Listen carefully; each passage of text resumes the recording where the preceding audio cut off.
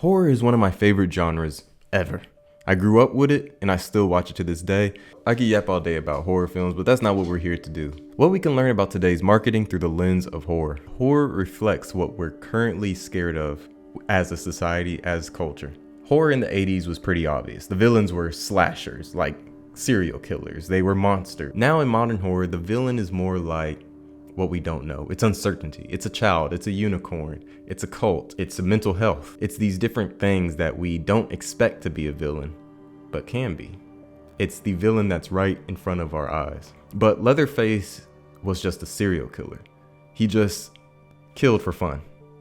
Freddy Krueger showed up in your dreams and killed you in your dreams. But in Smile, for example, are we just supposed to be scared of somebody who smiles? What is the villain?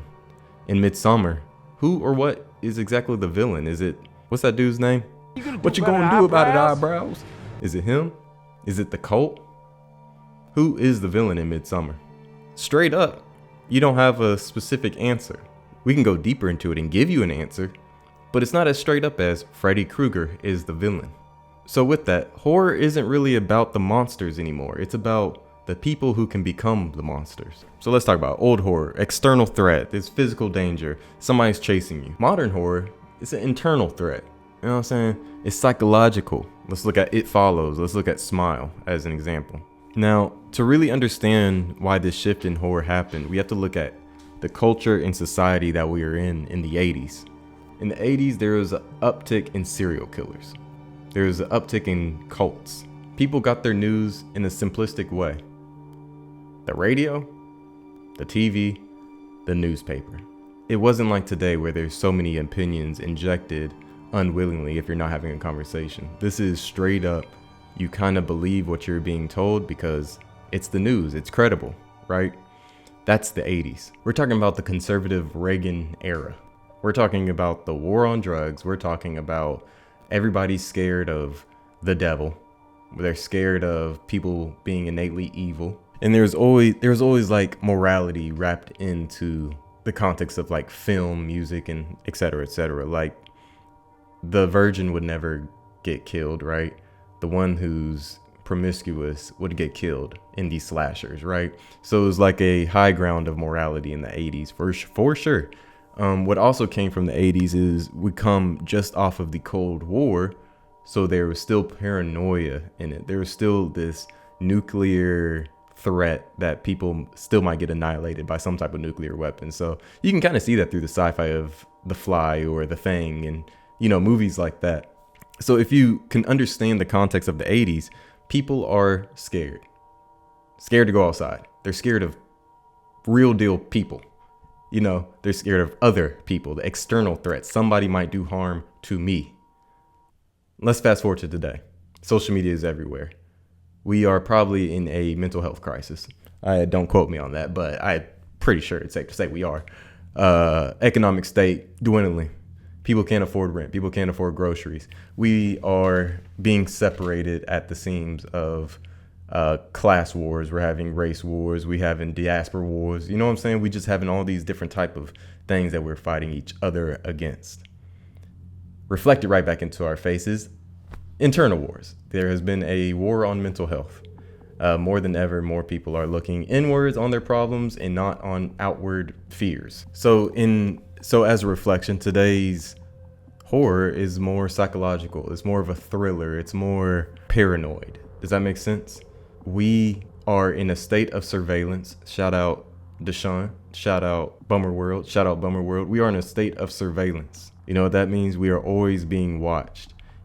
Willingly also, because we have TikTok, we have Instagram, we have YouTube. I'm putting myself out there. I am being watched willingly. The threat, I can't see. It's behind this camera for everybody to see with whoever clicks on this video. But, you know, hopefully a lot of people click on this video. But anyways, the threat isn't right here in the room with me. You sure about that? But the thought of the threat it's in here. Does that make sense? It's more psychological than like, oh, I don't know who's on the other side of this door because somebody can come in this room and kill me. 100% true. But that's not our fears right now. Our fears is internal. It's existential almost. So what does this mean as a culture? We're not just scared of dying. We're scared of losing control. We're scared of the what if. We're a culture that's more reflective, self-aware. So let's land this plane. Can I land this plane? I kind of yapped a little bit. Then my brain is messy because I didn't script anything out. I'm kind of just yapping. But hear me out. Let's try to land it. And you're telling stories through marketing, whether that's through content or whatever. Let's tell the story subtly. Just like in today's time, we don't need the monster to be right there in the room with us. We can imply the monster is behind the screen. We can imply the product is somewhere else. We can imply the emotion is there with us, but it does not need to be in the room. So we can subtly storytell. We do not need to tell people we have a product. We do not have to tell people what we're selling. If anything, that's going to deter people away from us, right? So with that being a point, the next point is trust that your audience is smart. They get it. They don't need it spelled out for them. Again, be subtle. You leave space for them to feel it, not to be told, for them to feel it. Do you remember in Hereditary, and you probably watched it, and then you watched the Easter egg video or something, and you saw all the points in which the mom was maybe in the corner, the grandma was in the corner, just waiting for you. You can feel it. You didn't see it, but you can feel that something was off. You could feel the tension. Why? Because the filmmakers and everybody who thought about it wanted the mom to be up there. And even if the mom wasn't up there, we could still feel it for how it was framed.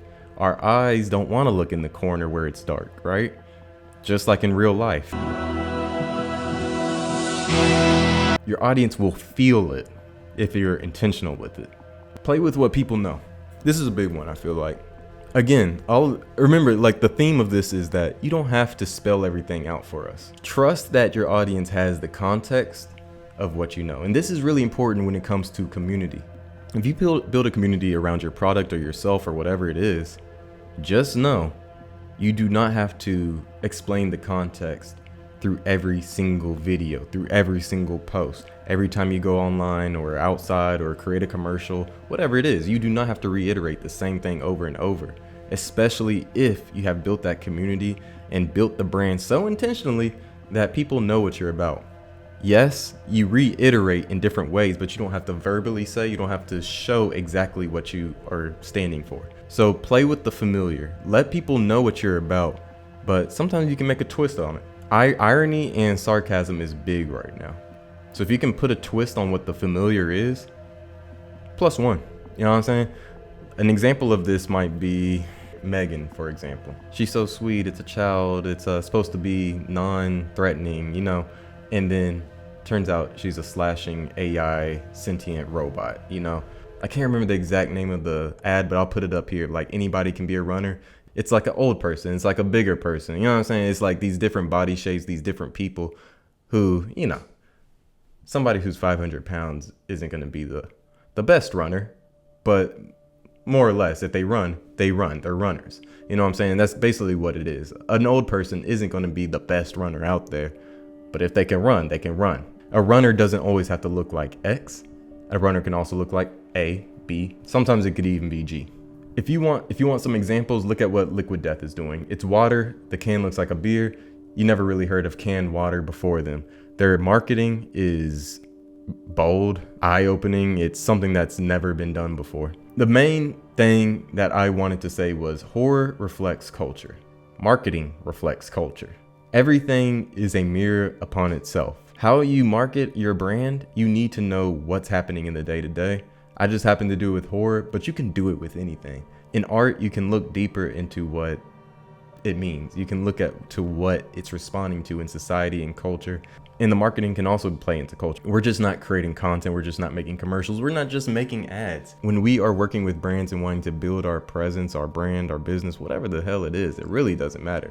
Whatever you want to grow online and in the cultural zeitgeist, you have to respond to the world around you. That is literally what art does, and that's what the next successful businesses will be doing. That's what businesses, the old businesses and businesses now, they've always done it. Operate on emotion and culture and society, operate based off of that, and then be intentional about it. And that's all I gotta say. If you like this video, go ahead and subscribe. If this helped any, or if you got a good tidbit, go ahead and leave me a comment down below, or if you have questions, leave me a comment below.